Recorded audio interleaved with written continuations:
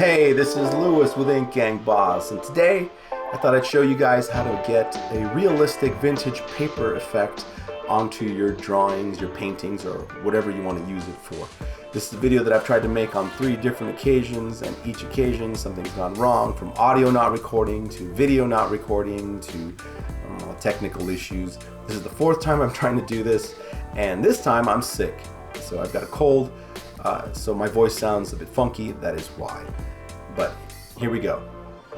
All the files that you need for this project are going to be in the description down below. You can get them for absolutely free. The paper texture that I'm using to show this process is available, as well as the finished file that you can just use without having to go through the process at all. So there you go.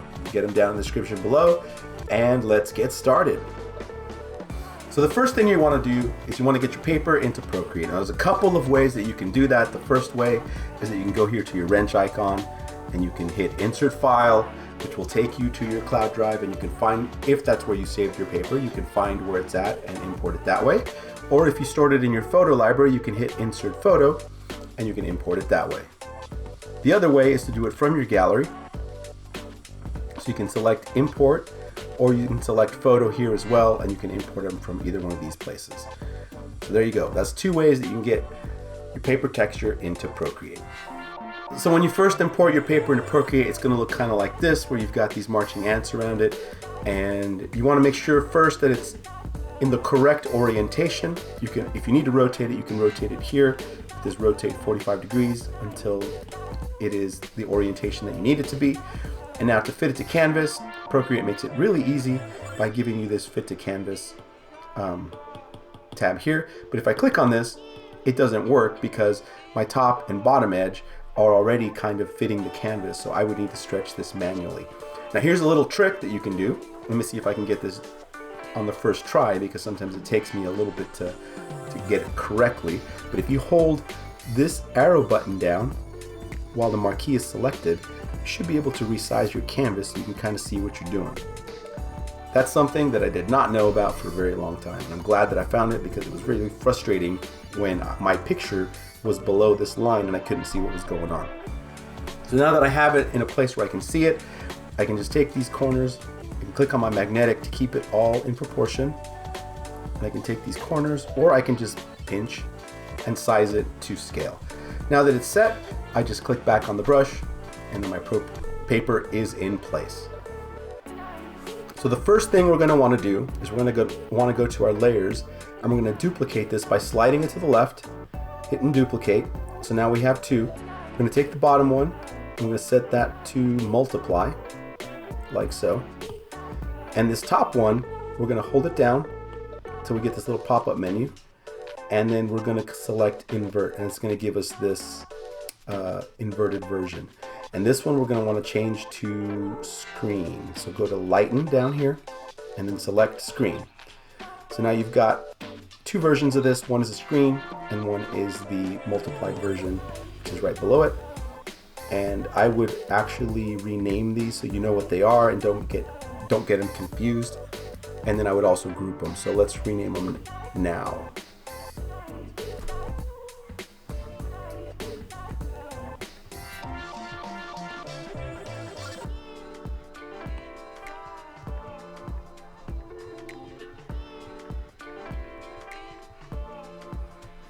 Alright, and the other thing I'm going to want to do is I'm going to group them together. So just select one and then slide to the right on the other, and then just select group, and then let's rename our group Paper Texture. And that's just step number 1. Now we're going to make another layer. This is going to be our drawing layer. So we can put this underneath this, and we're going to rename this to ink, because I'm going to be using this for inking. Now, I'm going to go ahead and pick one of my brushes from the Engrave and Decay kit, this rotting nib, and just kind of show you what's happening here. You can see it looks okay. I can see the paper texture within the grain there, but we're going to improve that a little bit. I'm going to darken a spot here so you can kind of see what's happening a lot better. So I've darkened that spot. So now what I'm going to do is I'm going to go to this grouping that we made. I'm going to select the screen texture and I'm going to go to the adjustments icon and select curves. And this is where most of the stuff is happening here. What I want to do is I want to get my highlights to show up more. So I'm going to increase this.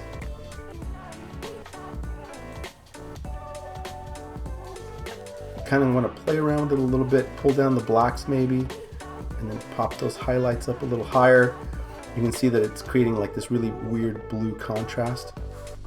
Don't worry about that, just get it to a place where it kind of looks pretty decent. Just do it to taste basically. I think I like about that. And then from here we can adjust it via the slider. I usually like it about 40 to 50%, I think is a good number. So you can see now that we've got a little bit of highlight happening on our paper texture, which adds that bit of realism. And that's basically it.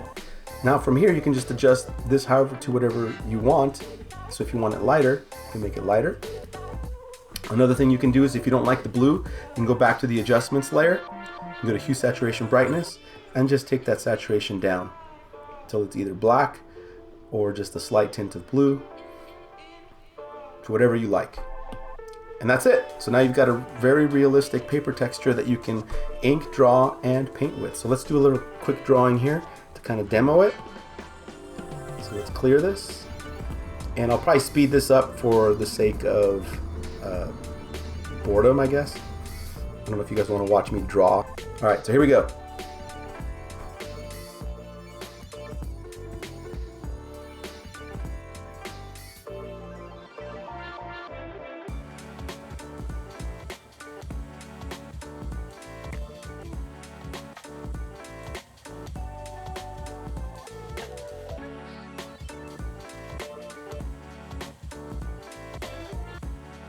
So there we go, a quick drawing.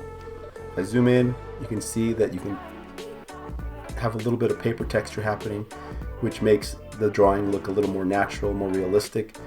I use this technique all the time. It helps liven up my drawings a little bit, makes them look, well, with the brushes that I use, especially with these Engrave and Decay and the vintage ink brushes that we've made, this is perfect for that. Now, if you want to add color, what I recommend is making another layer below your inking layer, renaming this your color layer, and then just picking whatever color you want and then just coloring it in. Now I'll just do the nose, make it like a pink, just because it's small. But you can see that it still has the same effect as the brushes.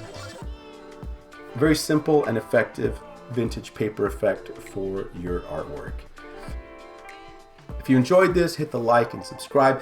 Make sure to check out our webpage for some cool brushes at inkgangboss.com.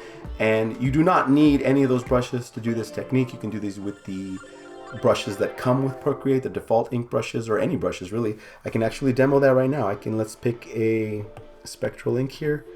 You can see that, let's go to black. You can see that it works just as good. So washes, inks. It works better with darker colors than with lighter colors because you can see the highlights. Like on this pink, it's harder to tell, but on this purple, because it's darker, you can see the actual texture showing up. Adios.